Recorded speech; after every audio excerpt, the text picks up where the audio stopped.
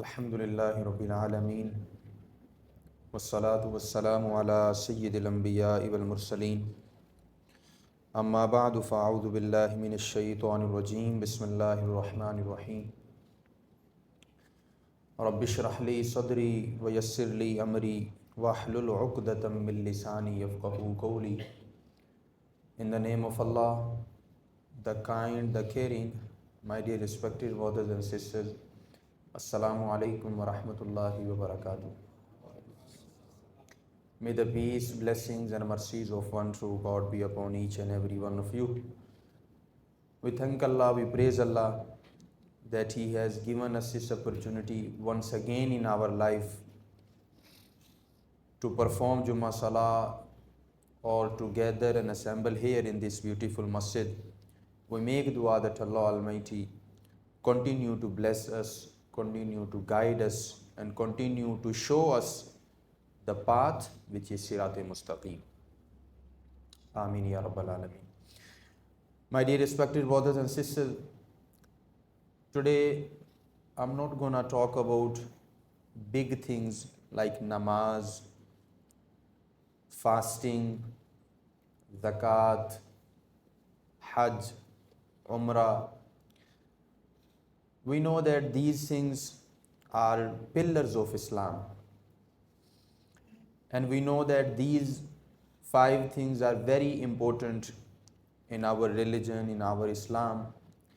But what I am going to highlight today is something which most of the time we do not pay attention to it. And that is to keep your promises.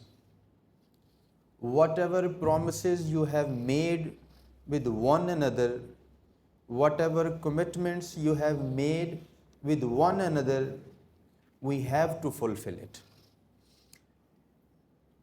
In daily life, we make thousands of promises with one another, with our brothers, with our family members, or with our friends. But how many times we try to fulfill those promises, or how many time or how many effort we put to fulfill those commitments we make with one another. Allah Almighty mentioned in the Holy Quran in Surah Al-Isra, where He mentioned وَأَوْفُوا بِالْعَهْدِ, and keep your promise, fulfill your commitments. إِنَّ الْعَهْدَ كَانَ مَسْئُولًا, surely the promise will be questioned. You will be questioned on the day of judgment. You will be asked on the day of judgment that what was the reason why you did not fulfill your promise? What was the reason why you did not fulfill your commitments? You know about namaz, we know that Nabi Kareem sallallahu ta'ala alayhi wa sallam mentioned that the very first question on the day of judgment will be about your namaz, about your salah. What was the reason? What prevented you from performing your namaz, from performing your 5-time salah? Same way, we will be asked, we will be questioned about our promises, about our commitments which we make with one another. And you know one thing, making promises is very easy. Making promises is very easy. Sometimes we say, okay, I am going to do this or I am going to do that. You don't worry, I will take over. I will handle every single thing. I will manage every single thing. But when it comes to fulfill it, most of the time we are failed. There is a hadith of Nabi Kareem sallallahu ta'ala alayhi wa sallam, very beautiful narration. Most of the time we have heard this hadith, but I'm going to inshallah highlight few points which will be able to help us inshallah to be honest, to be straightforward in our life inshallah. Nabi Kareem sallallahu ta'ala alayhi wa sallam mentioned, among the signs of hypocrite are 3. There are 3 signs of hypocrite person or hypocrisy. And after mentioning this, Nabi Kareem sallallahu ta'ala alayhi wasallam mentioned, even if he fasts, even if he prays, or even if he claims to be a Muslim, yet and still he or she is a munafiq, he or she is a hypocrite person. Even though you are performing namaz, even though you are fasting and claims to be a good Muslim. What are those three signs? Number one, Nabi Kareem sallallahu ta'ala sallam mentioned, when he speaks, he lies. Whenever she speaks, she lies. Number two, when he gives a promise, he breaks it. Whenever she gives a promise, she breaks it. And number three, and when he is trusted, he betrays. When you are trusted with something, you betray, you deceive. Now, this hadith we have heard many times, but have we pondered over this hadith? Look, before taking loan, when we are in need of money or when we are in need of loan, we try our best to convince people that, look, I am the most honest person. Look, I am the most honest person, I will return your loan within a month. But at the same time, at the back of our mind, we are thinking that, okay, I'm not going to return him within a month. I'm not going to return him within a month, or maybe after 1 year or 2 years I will return him. Or maybe I am not even going to return him. You just want your work to be done. You just want your favor to be done by that individual. So now go back to that hadith. What you did, in fact? You lied.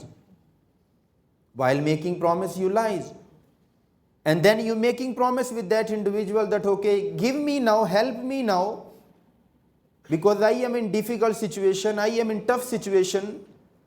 Help me now, and I will return your loan back within a month, within a 2 months. You make promise with that individual, and he trusted you. He trusted you that you are an honest person. You are a good person. But what you did, you broke your promise. You betrayed that individual. And most of the time it happens, my dear respected brothers and sisters. When you are doing business, I mean, we try our best to sell our products, but sometimes if there is some kind of, wrong products or some kind of wrong description we put, why? We just want our products to be sold. Doesn't matter whatever we are saying is true or not. Doesn't matter whatever we are uttering, it is true or not, it is good or not, it is false or truth. So my dear respected brothers and sisters, this is what Nabi Kareem sallallahu ta'ala alayhi wasallam has taught us, to live honest life, to be straightforward in our life. And there is another narration of Nabi Kareem sallallahu ta'ala alayhi wasallam where he mentioned, let not fear of the people stop one of you from speaking the truth. If you know the truth, people fear should not stop you from speaking that truth.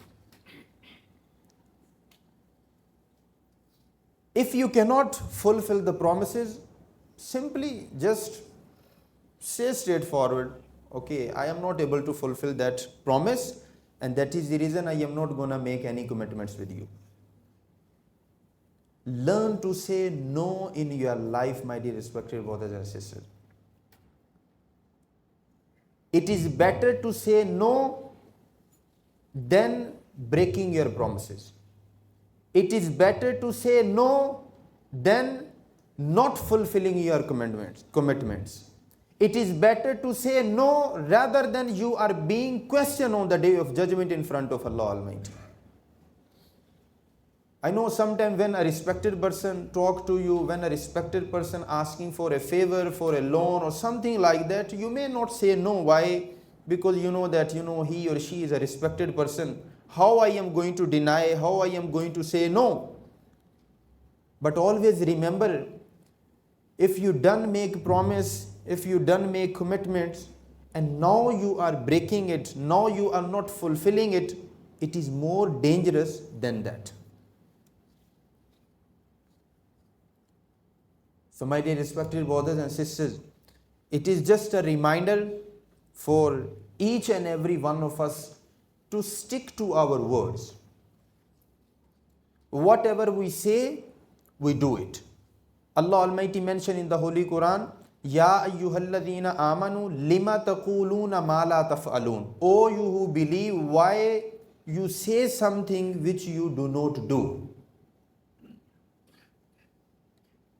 So now we have to think and we have to implement this hadith and this verse of the Holy Quran in our life. Whether you are at home, you are at business, you are outside with your friends, you liming, you whatever you are doing or wherever you are, you have to think whatever you are saying is true or not.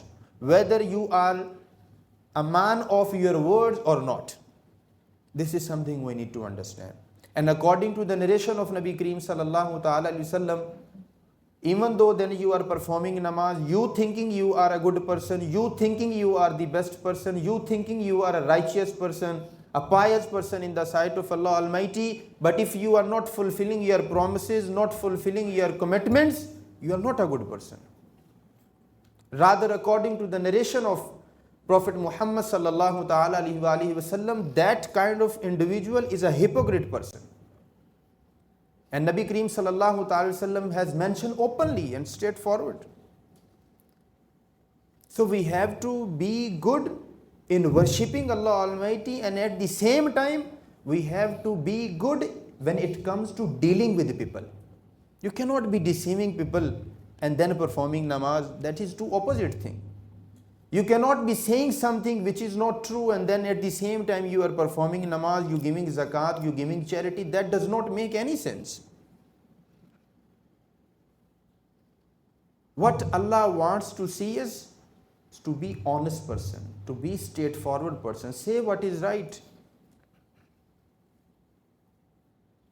So we make dua that Allah Almighty grant us tawfiq and understanding to be a straightforward person, to be an honest person, and we make dua that Allah Almighty grant us tawfiq to live honest life as well. So when we departure from this dunya, people should say, well, you know, that individual, that man was a man of his words.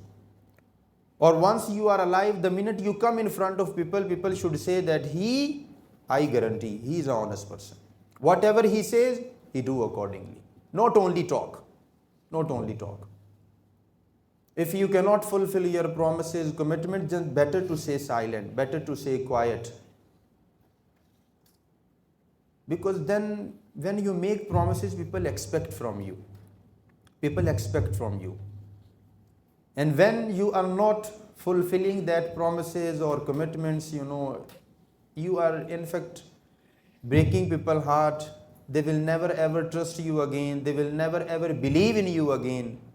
And when we lose trust in one another, when we lose belief in one another, society is automatically destroyed.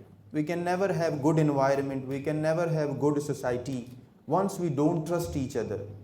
And when someone trusts you, try to fulfill it, please.